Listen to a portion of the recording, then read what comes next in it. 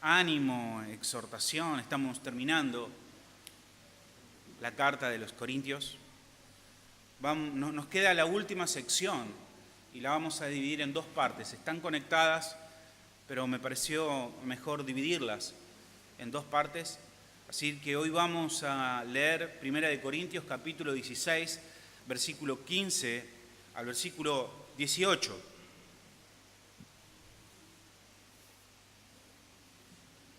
Nos ponemos de pie para leer las Escrituras.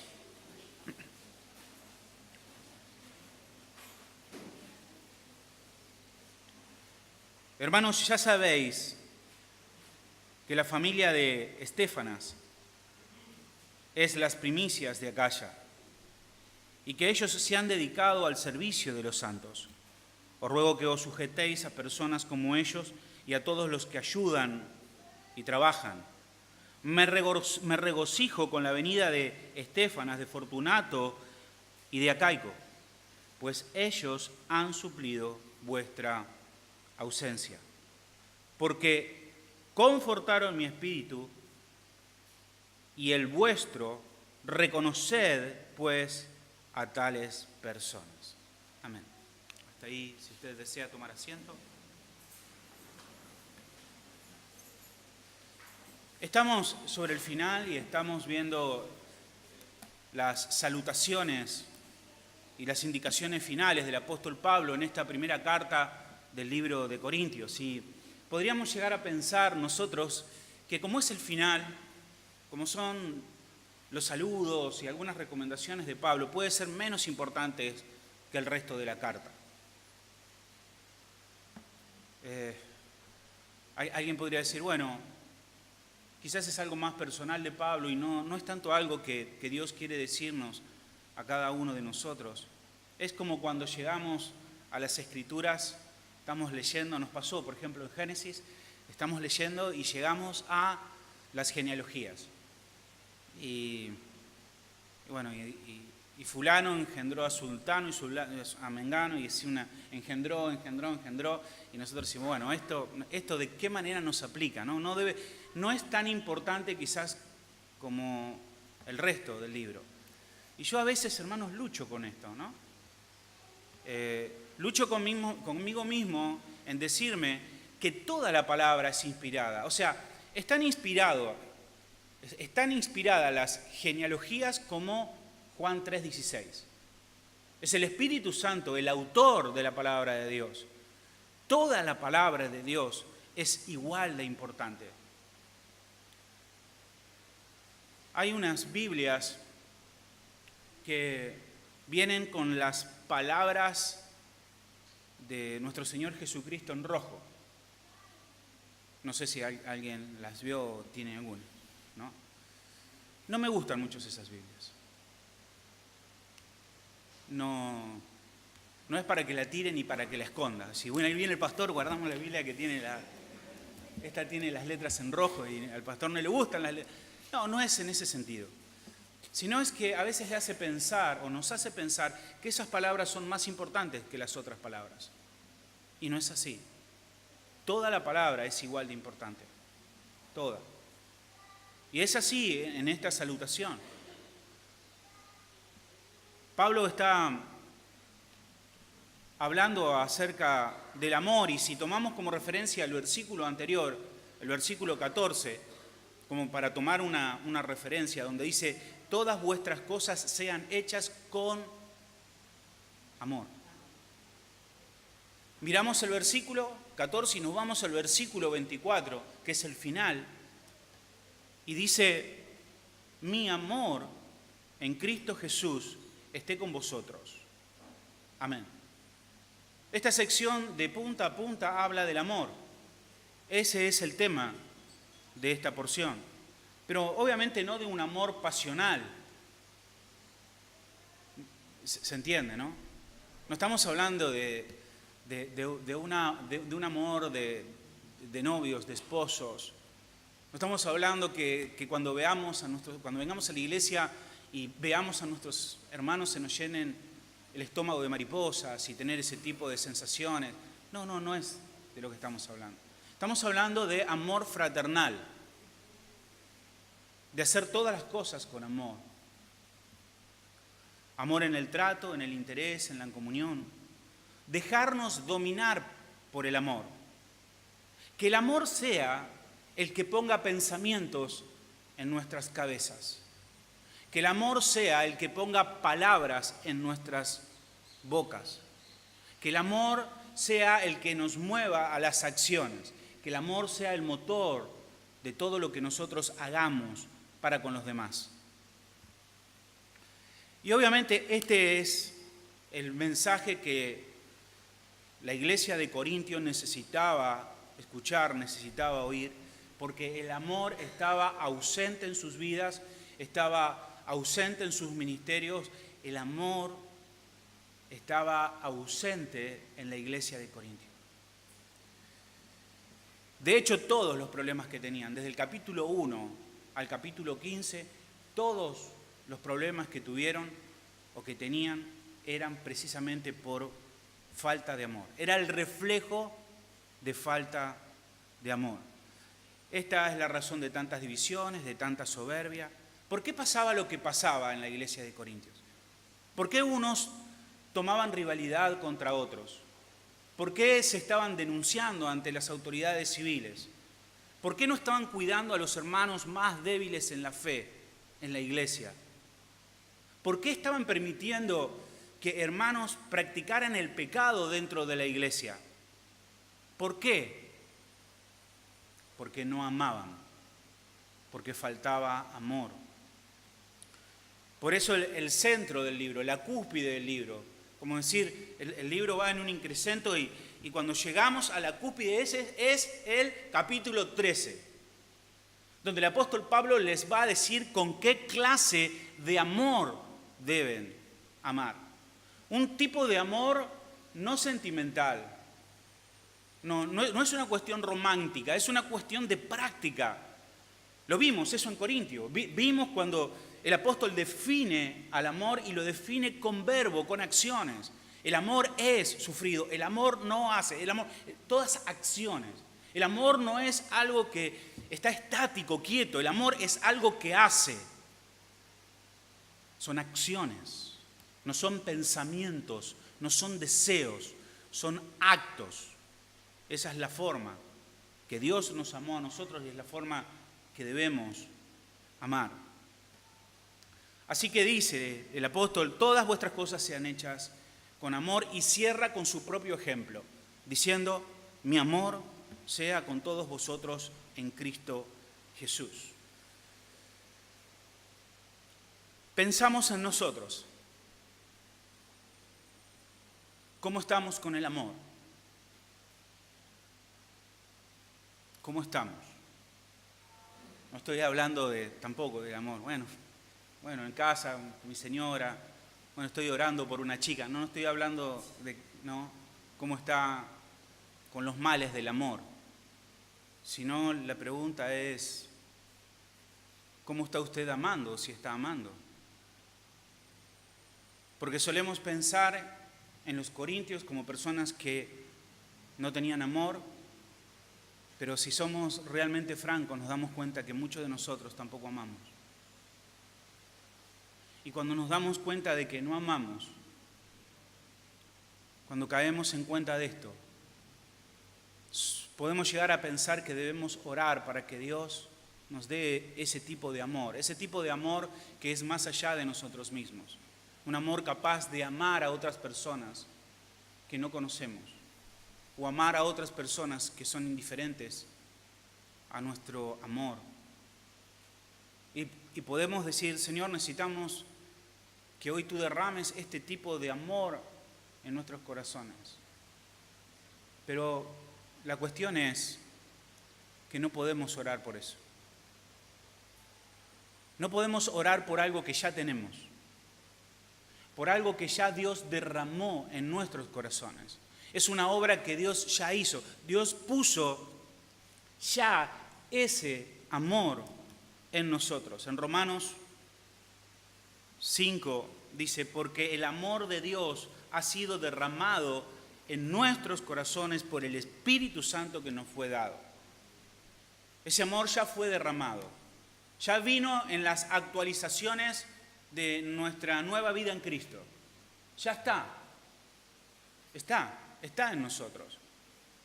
Y está de una manera que Pablo nos dice, porque ese amor está ya en nosotros, está derramado ya en nuestros corazones. No es necesario que nadie nos enseñe a amar, pues Dios ya nos enseñó a amar. Primera de Tesalonicenses, capítulo 4, versículo 9, dice: en cuanto al amor fraternal, no necesitan que les escribamos.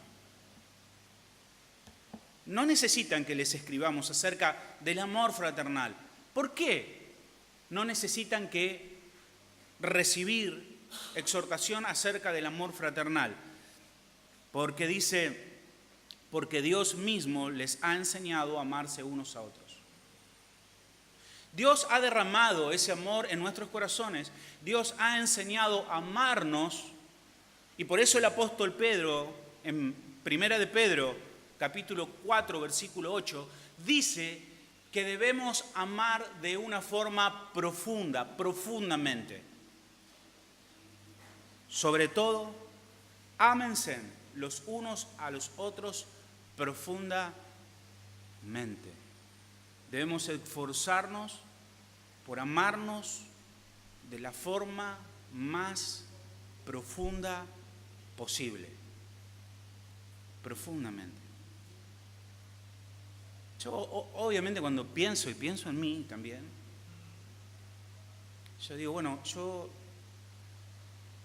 no amo a todos. Hay a 2 o 3 que no amo, pero me estoy esforzando mucho, amén, por amarle. Amén. Pero ese Dios ya derramó el amor en mi corazón. No es que digo, Señor, necesito que me enseñes. Dios ya nos enseñó, derramó. Ahora debemos amar con profundidad. Amén. El amor es un elemento básico en la iglesia. No existe una iglesia sin amor. Es más, es lo que más debería conocerse de una iglesia. Cuando Pablo le escribe a los colosenses en el capítulo 1, dice que ha oído de su amor. Había algo que era conocido de la iglesia de Colosa. No eran los milagros, no era la prosperidad de los hermanos, no era el conocimiento de los hermanos, era el amor. El amor. El amor era algo que hacía conocer a la iglesia de Colosas. Y el amor debe ser lo que muestre que somos hijos de Dios, ¿no?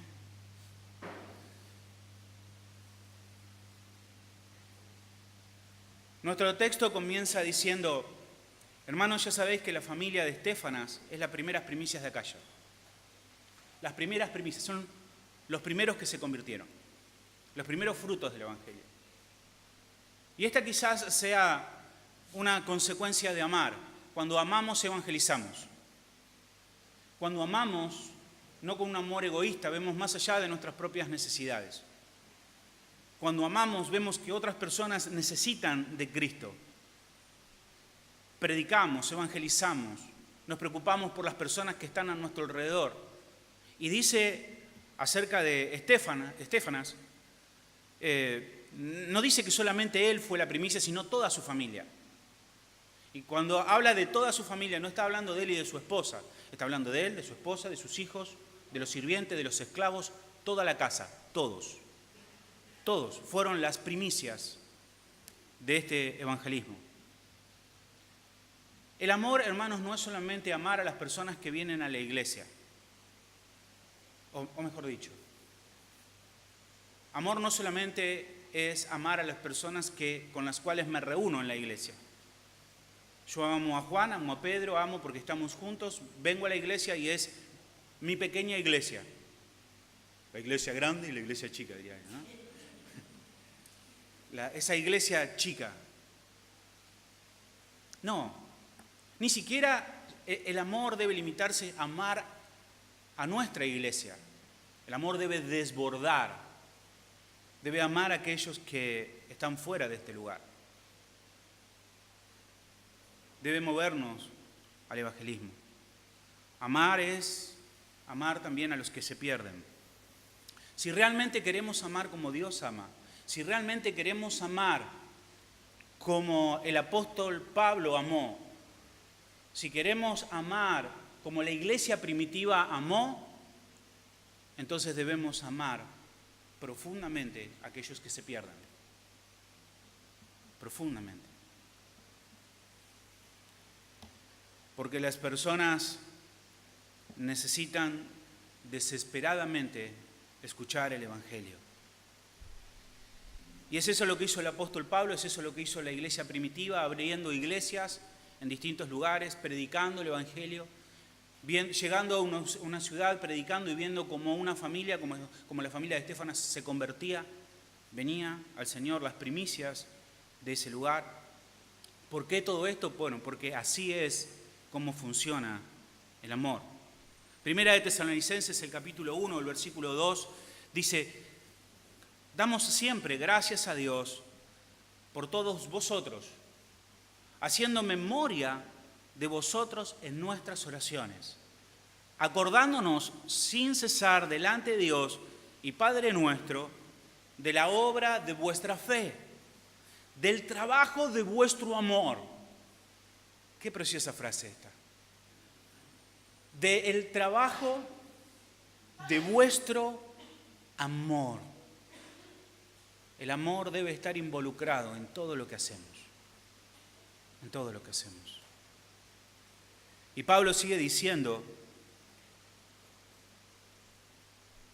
para mostrarnos cuál fue el motor de ese evangelismo, y el versículo 4 dice: porque conocemos, hermanos amados de Dios, vuestra elección. Pues vuestro evangelio no llegó a vosotros en palabras solamente, sino también en poder, en Espíritu Santo y en plena certidumbre, como bien sabéis cuáles fuimos entre vosotros por amor a vosotros. Por amor. Ese es el motor. El amor. Y el amor debe movernos a compartir el evangelio. El amor debe movernos a evangelizar.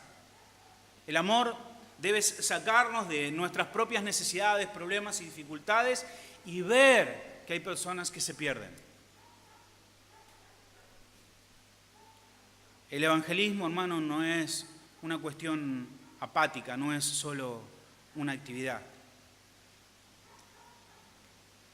El amor debe impulsarnos a compartir el evangelio. Usted quizás diga, bueno, yo quiero evangelizar. ¿Cómo puedo hacerlo? Bueno, los sábados por la tarde puede venir aquí y ser parte de un grupo de evangelismo. Salir junto con un grupo de hermanos a predicar. Bueno, pero quizás piense que no está preparado para hacerlo, que no sabe cómo hacerlo. Bueno, hay distintas actividades allí. No solamente debe pararse delante de las personas y compartir el mensaje de forma pública, puede acercarse a otra persona y compartir el evangelio. Y si no sabe cómo hacerlo, bueno, tenemos un espacio para enseñarles a que puedan compartir correctamente el evangelio. No solamente decirle a las personas, bueno, Dios te ama, tiene un plan maravilloso para vos. Dios te va a sanar, te va a prosperar, te va a enriquecer. Dios, vení, escuchá o aceptá a Cristo. Entonces, no. Podemos ayudarte a que compartas el evangelio correctamente. Pero quizás no puedas. Bueno, entonces invita, trae personas a que escuchen el evangelio. Me encanta el ejemplo de Andrés. Andrés, uno de los discípulos del Señor, se convierte y lo primero que hace es traer a su hermano Pedro. Y eso hace durante todo su ministerio. Está trayendo personas al Señor Jesús. No puede ser que nosotros tomemos la Biblia debajo del brazo y digamos, vamos a la iglesia y no me importa de mi vecino, no me importa de mi compañero de trabajo, tengo una vida cristiana anónima que no afecta a nadie. No, si Dios derramó ese amor en mi corazón, entonces debo moverme a misericordia por aquellos que se pierden. Y debo hacer evangelismo, no solamente en la plaza, no solamente en mi familia, sino en todo lugar donde me encuentre, porque en todo lugar donde me encuentre hay personas que se pierden.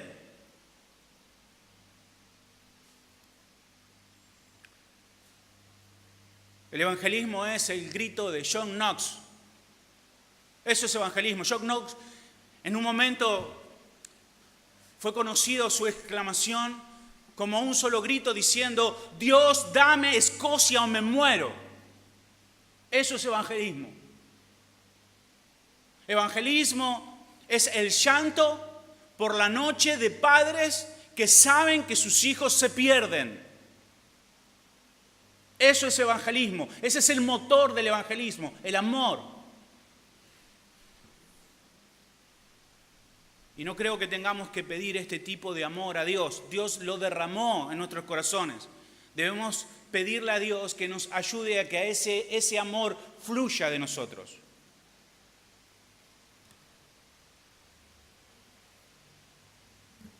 También, hermanos, pienso con respecto a esto que a veces nos damos por vencidos demasiado fácil.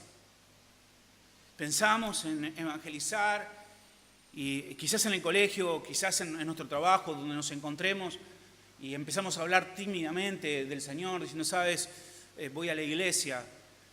Y de repente cuando nos topamos con el primer no, entonces ahí ya terminó nuestro amor, terminó nuestro evangelismo. Un no, un simple no, muestra cuán raquítico es nuestro amor, cuán temeroso, cuán tímido es nuestro amor.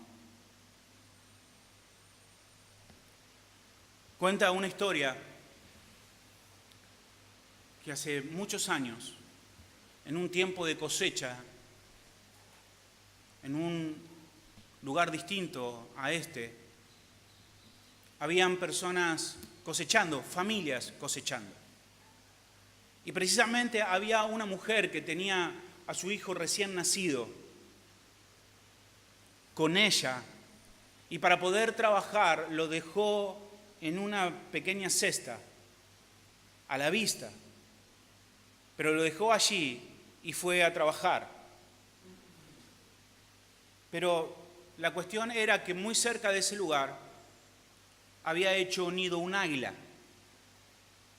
Y el águila descendió y tomó al niño de sus ropas y se lo llevó al nido para alimentar a sus polluelos. Imagínate la desesperación de esa gente.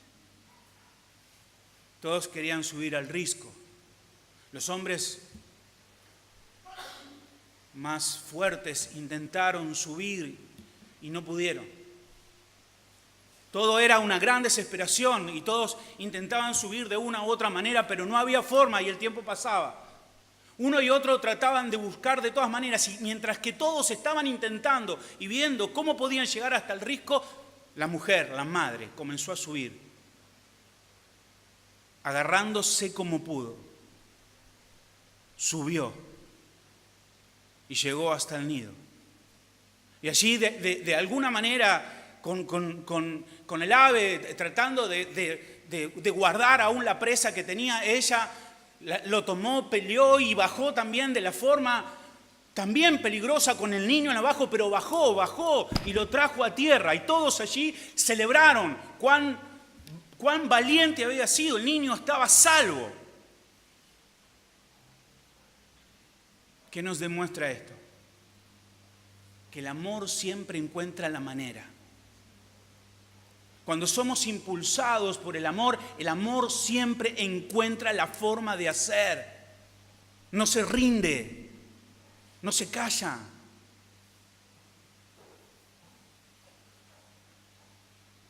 Este es el tipo de amor que Dios quiere que nosotros tengamos, obviamente en un sentido espiritual. Un amor que constriñe nuestros corazones por los que se pierden, para que podamos extender el Evangelio más allá de este lugar, para que podamos hablar de las buenas nuevas de nuestro Señor más allá de estas paredes, y para que el nombre del Señor sea glorificado más allá de esta ciudad. Todo esto movilizado Por el amor. El amor no haya obstáculos. El amor prosigue aunque haya obstáculos. No se rinde. No fracasa. No es derrotado. En segundo lugar, cuando hay amor, se traduce también en servicio. Cuando hay amor no es necesario que le digamos a las personas que deben hacer algo, las personas hacen, porque el amor nos moviliza a servir a las demás personas. Nuevamente el versículo 15 dice, hermanos, ya sabéis que la familia de Estéfanas es las primicias de Acaya y que ellos se han dedicado al servicio de los santos. Toda la familia. Dice que se encomendaron a servir a los santos. O sea, esto es precioso, escuche esto. Ellos eran los primeros que se convirtieron en Acaya. ¿Y qué hicieron? Se encomendaron ellos mismos al servicio de los demás hermanos. Nadie los encomendó, nadie los llamó, nadie les dio un título, nadie les dio una chapa, nadie les dio un ministerio, nadie. Ellos mismos. Ellos mismos. Nadie los nombró encargados de nada. No fueron ordenados por nadie, pero se dedicaron inmediatamente a servir a los santos, a servir a los hermanos. Algo espontáneo, de su propia iniciativa. Hermanos, para servir no necesitamos que nadie nos dé un cargo, que nos nombren encargados de alguna cosa. Es decir, bueno, yo estoy aquí en la iglesia y estoy esperando que me den la oportunidad, que me den algún título, que me den algunos minutos aquí para pasar, que me nombren el encargado de la responsabilidad del encargado del encargado. Si hacemos algo así, entonces puede ser. No necesitamos que nadie nos diga que debemos servir o que tenemos que tener algún tipo de cargo para servir.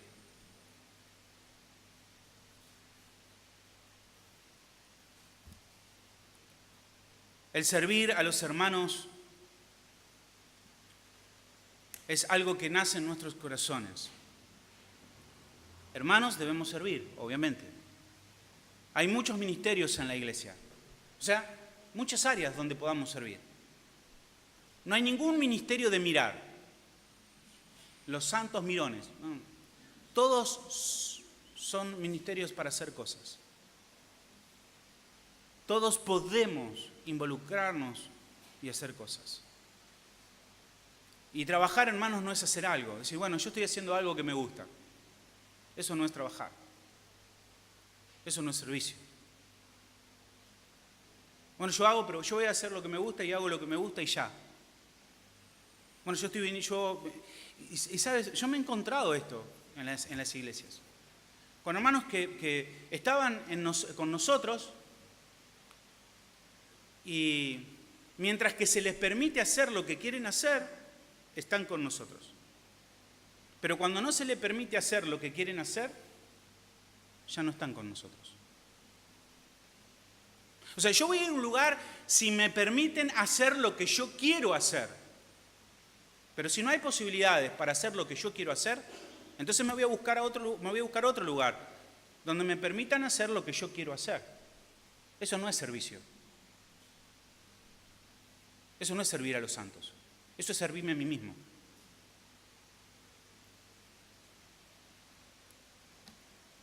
El servir a los hermanos es un ministerio de todos. Y lo más probable, hermanos, si tú tienes el deseo que te nombren en algún tipo de responsabilidad, de ministerio, llamado por el Señor, lo más probable, hermano, que si tú no tienes un servicio espontáneo, amoroso, de corazón, jamás sea llamado para un servicio oficial en la iglesia. Jamás. No es que uno viene a la iglesia y tiene que esperar a ser llamado y entonces cuando es llamado tiene la oportunidad de demostrar que puede ocupar un ministerio. No, En la iglesia primitiva todos servían y luego de aquellos que servían y eran ejemplo, después de haber servido y después de haber sido ejemplo, se lo podía considerar para que tengan algún tipo de responsabilidad. Pero si tú no sirves a los santos, si tú no te comprometes amorosamente a servir en el área que sea, de la forma que sea, de una forma genuina, amorosa, sin que nadie te diga lo que tengas que hacer, ni que nadie te obligue, si tú no haces eso, no creo que jamás, por lo menos en este lugar, te den la responsabilidad de tener algún tipo de ministerio. Si no demuestras tu fidelidad, si no demuestras tu compromiso.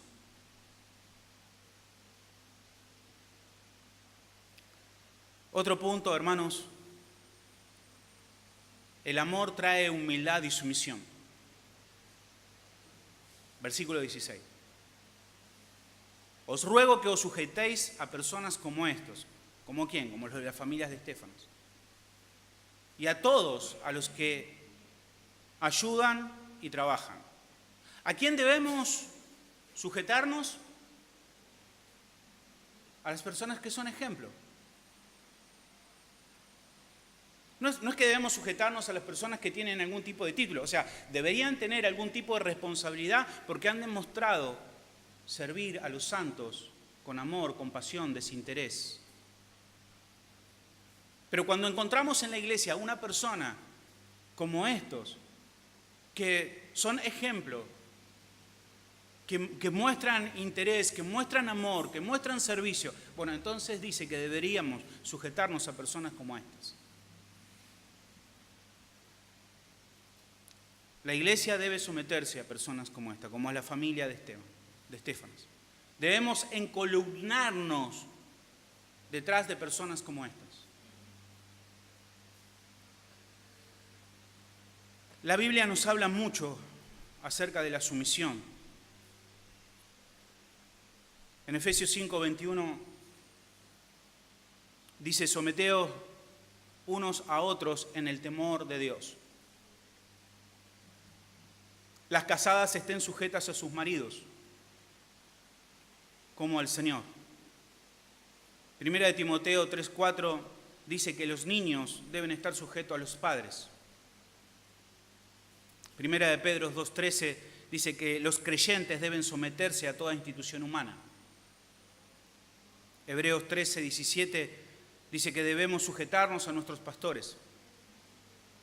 Primera de Pedro 5:5 dice que los jóvenes deben estar sujetos a los ancianos, que los jóvenes deben ser sumisos y deben ser humildes.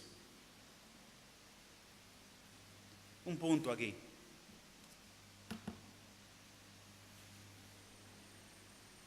Los jóvenes deben mostrar humildad y sumisión.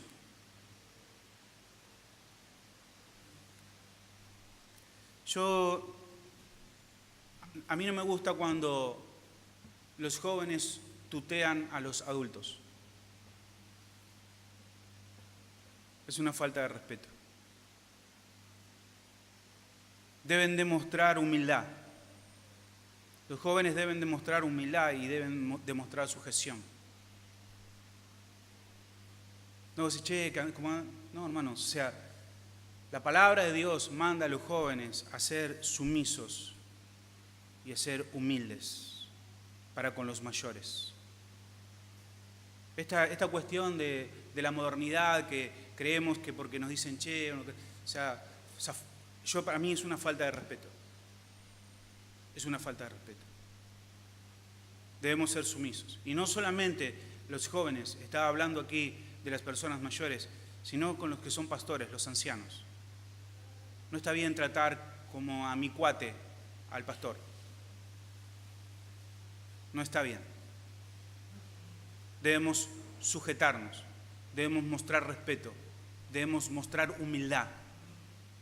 No es mi amigo, no es mi compa, no es mi rancho, es mi pastor. Amén. Amén. Amén. Pero todos estamos sometidos. Las mujeres a sus esposos, los niños a sus papás, Todos mostrando humildad, sumisión. Todos. La iglesia no es un montón de gente tratando de estar una arriba de otra. Que esto es una escalera de poder. A ver, ¿dónde puedo escalar? No, la iglesia es un conjunto de hermanos que buscan someterse unos a otros. Y someternos debajo de personas que son ejemplo de servicio, de amor. Esa es la iglesia.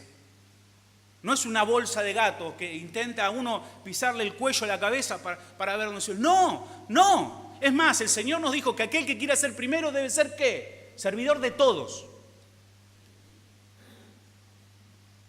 Debemos buscar personas.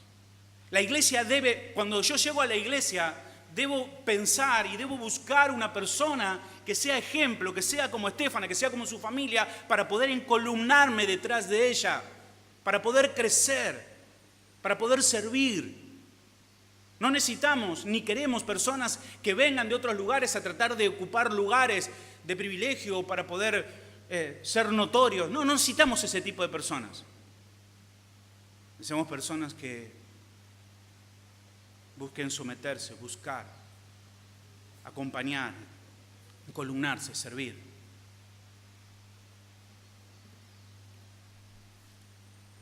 La iglesia no es una carrera hacia el poder.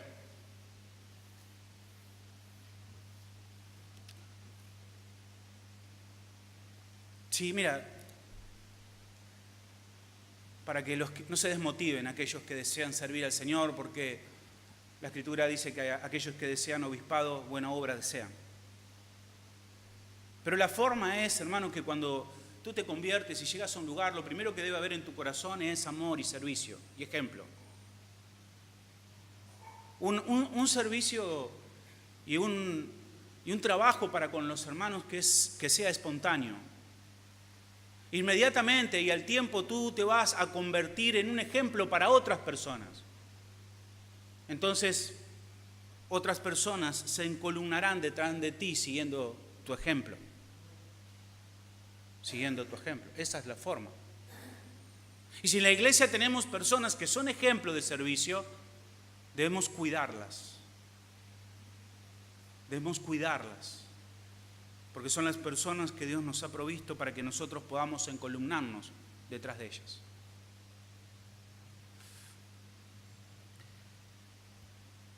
Cuidado, hermanos, de someterse a la persona equivocada. Cuidado, eso puede meterte en muchos problemas, muchos problemas. Cuidado.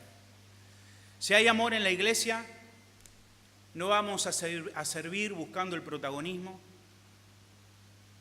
y vamos a tener el deseo de encontrarnos sirviendo bajo la responsabilidad de otra persona que está más crecida que nosotros, que es más como el Señor Jesucristo y que pueda servir para nuestra ayuda y nuestro crecimiento espiritual. Entonces, si hay amor, habrá evangelismo y habrá servicio a los santos, a los hermanos. Y el último punto, otro signo de amor, es la comunión, el compañerismo entre hermanos. Dice el versículo 17, me regocijo con la venida de Estéfanas, de Fortunato y de Acaico, pues ellos han suplido vuestra ausencia, porque confortaron mi espíritu y el vuestro. Reconoced, pues, a tales personas. Bueno, no necesito decir mucho acerca de este versículo, es obvio. O sea, llegan estas personas y Pablo se pone contento. Dice que se regocija por la llegada de Estéfanas, de Fortunato y de Acaico.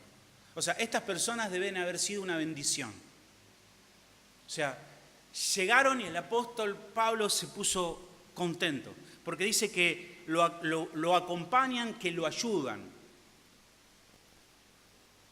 Parece que cuando ellos estaban cerca, Pablo descansaba de su ministerio. Qué bueno eso, ¿no? O sea, vienen los hermanos y uno dice, mirá, viene, qué pesadilla, viene. No, qué bueno, qué alegría, qué bendición. Qué bendición. Son cristianos que traen alivio. Ellos dicen que lo confortan y que también confortan a otras personas. Qué lindo es contar con hermanos así, ¿no? Hermanos que son una bendición para todos. Hermanos que siempre encontramos consuelo, alegría, ¿no?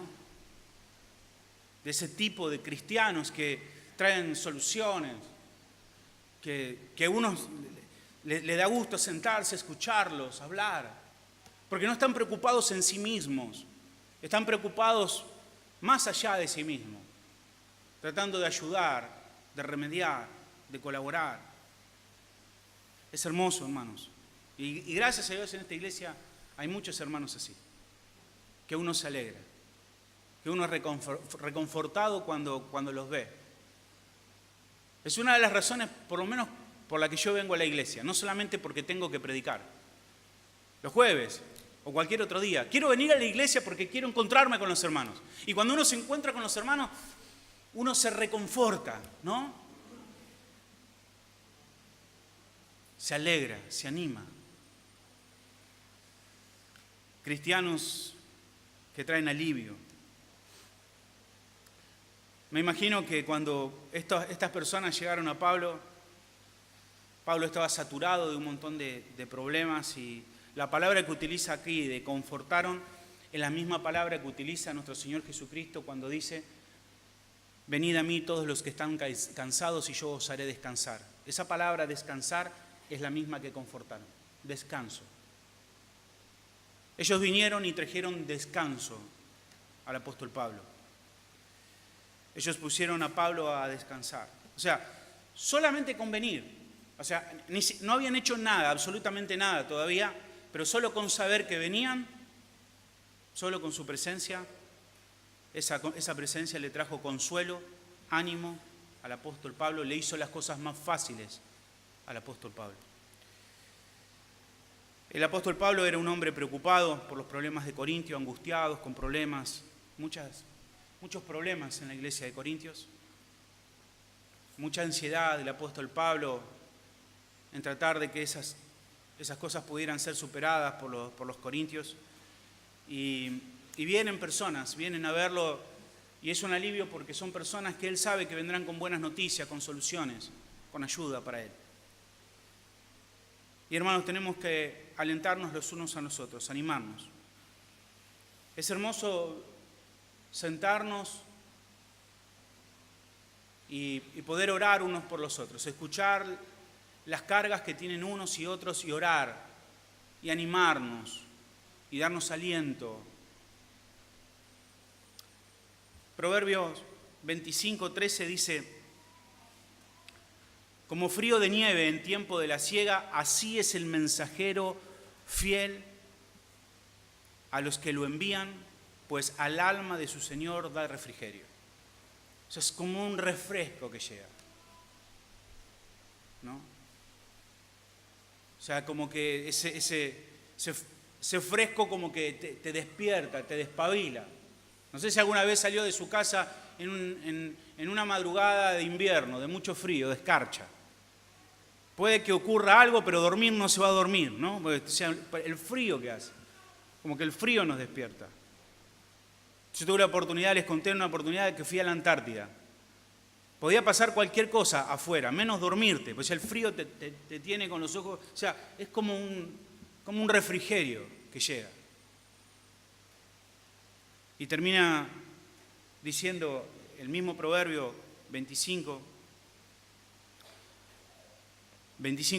dice: como el agua fría al alma sedienta, así son las buenas nuevas de lejanas tierras. Las buenas noticias reconfortan. Cuando alguien tiene buena onda, ¿puedo decirlo así? No tiene buena onda, a uno lo anima, lo alienta. ¿O no? Amén. Cuando uno ve una cara sonriente. A veces cuando uno ve una persona que ya viene con la cara preocupada, ceño fruncido, y le dice: hermano, ¿estás triste? No, hermano, no estoy triste, estoy gozoso en el Señor. Bueno, avísale a tu cara, porque no, tu cara dice lo contrario, ¿no? Cuando vemos personas tienen una buena predisposición, siempre alegres, siempre trayendo buenas noticias, siempre esperando ayuda de ellos, ¿no?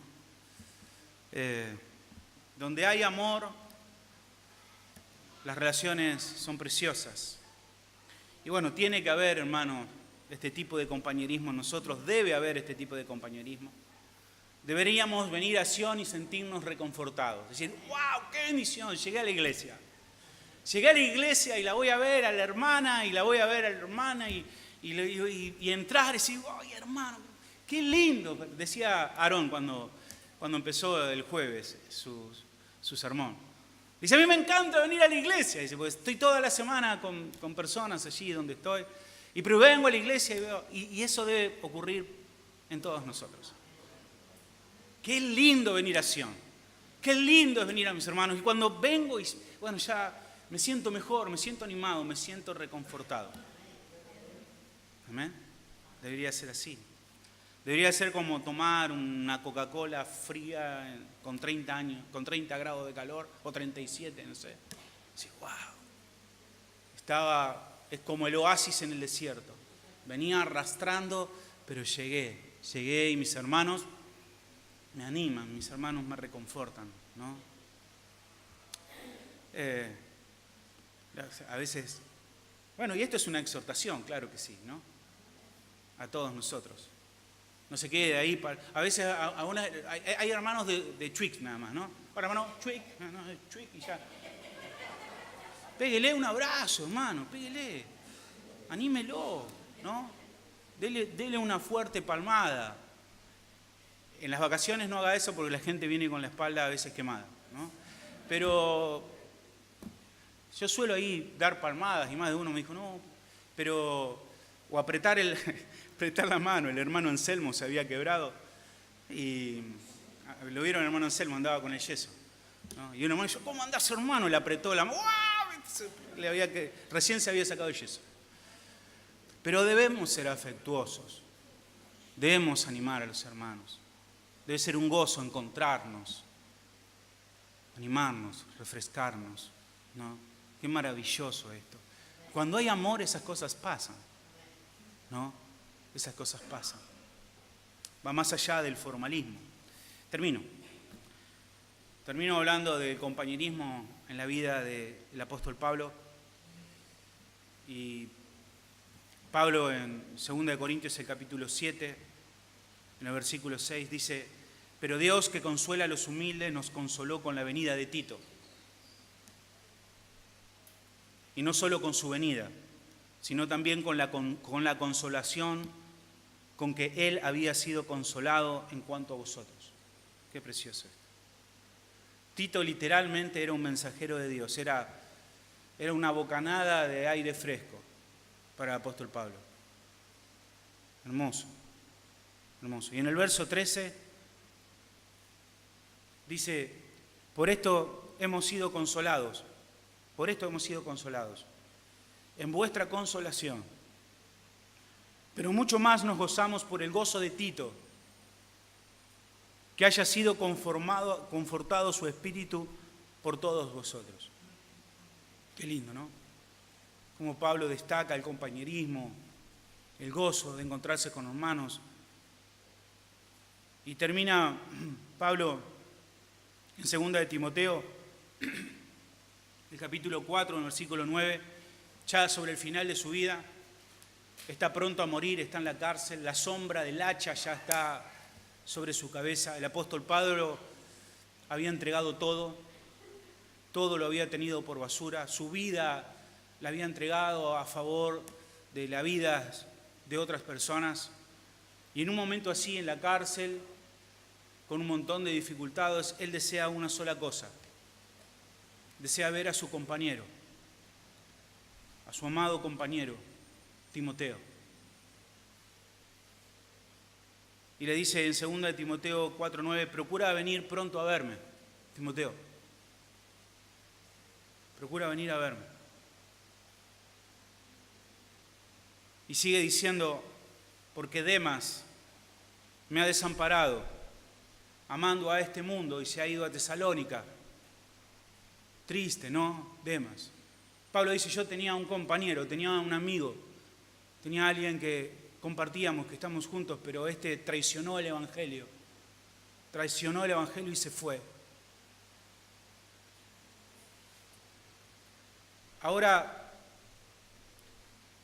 está con Lucas. Dice, Cretense se fue a Galacia y Tito a Dalmacia. Solo Lucas está conmigo. No es que había algo malo en Lucas, ¿no? Pero bueno, Lucas era médico, quizás estaba hablando de enfermedades nada más, y sí, cómo curo a este, cómo... Entonces, pero Pablo desea la compañía de Timoteo. Ven. Pablo era un hombre que sabía tener amigos, sabía cosechar compañerismo, amaba esa compañía entre amigos. Y cuando hay, hermanos, amor en el pueblo de Dios, deben ocurrir estas cosas. Las relaciones deben ser refrescantes, de ánimos, de unos a otros, ¿no?